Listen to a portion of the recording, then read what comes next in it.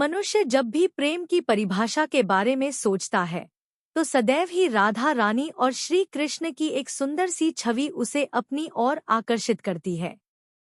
लेकिन क्या आपको पता है कि श्री कृष्ण की प्रियतमा राधा नहीं बल्कि रुक्मणी उनकी पत्नी थी और इस विवाह के लिए देवी रुक्मणी का हरण किया गया था। वेद पुराण और साहित्य के अनुसार श्री कृष्ण की 8 रानियां थीं जिनसे उन्होंने विधिपूर्वक विवाह किया था। इन 8 रानियों में सबसे पहली थी रानी रुक्मणी। आइए उनके और श्री कृष्ण के विवाह की कथा को जानते हैं। इससे पहले कि हम वीडियो में आगे बढ़े, यदि अभी तक आपने मेरे चैनल धर्म संज्ञान को सब्सक्राइब नहीं किया है तो तुरंत सब्सक्राइब कर ले ताकि आने वाली वीडियो का नोटिफिकेशन सबसे पहले आपको मिलता रहे। देवी रुक्मणी और श्री कृष्ण के विवाह की कथा बेहद रोचक है। आज हम आपको बताएंगे कि आखिर कैसे ये दोनों मिले और यह विवाह संपन्न हुआ। मानवजाति को अपनी लीलाओं की क्रीड़ा दिखाने वाले श्री कृष्ण के काल में विदर्भ के राजा भीष्मक की एक कथा सुनने को मिलती है। भीष्मक के 5 पुत्रों के अलावा उनकी एक पुत्री भी थी, रुक्मणी। अत्यंत सुंदर, बुद्धिमान और सदाचारी व्यवहार वाली रुक्मणी बचपन से ही श्री कृष्ण की साहस और वीरता की कायल थी। ऐसा भी कहा जाता है कि उन्होंने श्री कृष्ण द्वारा कंस के वध को भी साक्षात देखा था। विदर्भ देश के राजा भीष्मक की पुत्री रुक्मिणी बुद्धिमान, सुंदर और सरल स्वभाव वाली थी। पुत्री के विवाह के लिए पिता भीष्मक योग्य वर की तलाश कर रहे थे।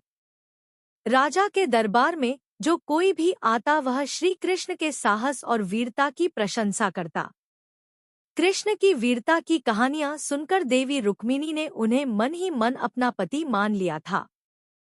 तय कर लिया था कि वह कृष्ण से ही विवाह करेंगी।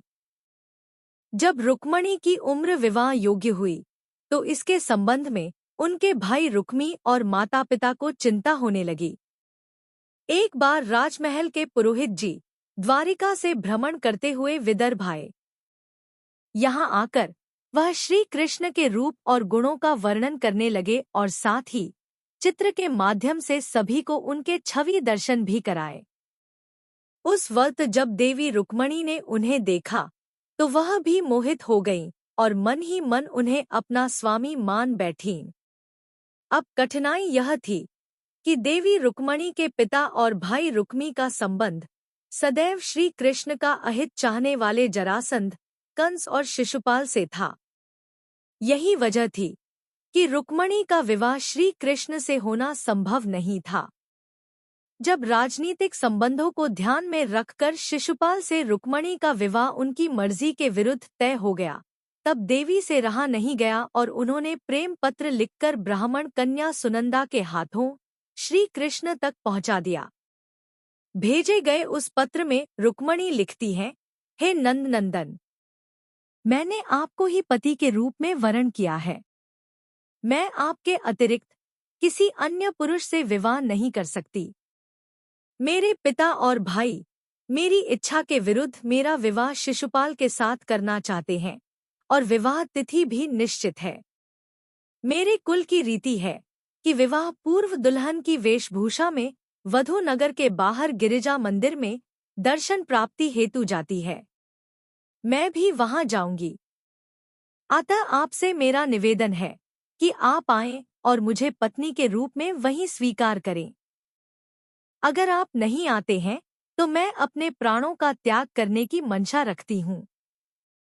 अब भगवान श्री कृष्ण तो स्वयं सृष्टि के रचयिता हैं, उनसे तो कुछ भी छुपा नहीं था। फिर जब उन्हें यह आभास हुआ कि देवी रुक्मणी संकट में है तो उन्होंने एक योजना बनाई। जब शिशुपाल बारात लेकर विदर्भ पहुंचा, उससे पहले ही श्री कृष्ण अपने बड़े भाई बलराम की मदद से रुक्मणी का हरण करके वहां से चले गए। हरण के पश्चात श्री कृष्ण ने शंख की ध्वनि से धरती से आसमान तक इसकी सूचना दे दी और यह देखकर शिशुपाल भी अत्यंत क्रोध में आ गया। वह तुरंत ही श्री कृष्ण के वध की मंशा से निकल पड़ा, लेकिन यहाँ भी उसके हाथों हार ही लगी और प्रभु देवी रुक्मणी समेत द्वारिका की ओर प्रस्थान कर गए। द्वारिका में श्री कृष्ण और रुक्मणी के विवाह की उत्तम तैयारी हुई और यह विवाह संपन्न हुआ। ऐसा कहा जाता है कि श्री कृष्ण का हर कर्म एक लीला है, जिसमें जीवन के लिए एक सीख व्याप्त है। इसी प्रकार श्री कृष्ण रुक्मणी विवाह से भी हमें यह सीख मिलती है कि महिलाओं को अपने अधिकार चुनने का पूरा अधिकार है, और जब भी मनुष्य अपनी इच्छाओं को प्रभु के समक्ष प्रकट करेगा, तब नारायण स्वयं उसको पूरा करने के लिए अपने आशीष की स्नेह वर्ष करेंगे। यदि यह वीडियो आपको पसंद आई हो तो आप इस वीडियो को लाइक करें, कमेंट करें और साथ ही अपने इष्ट मित्रों के साथ शेयर भी करें।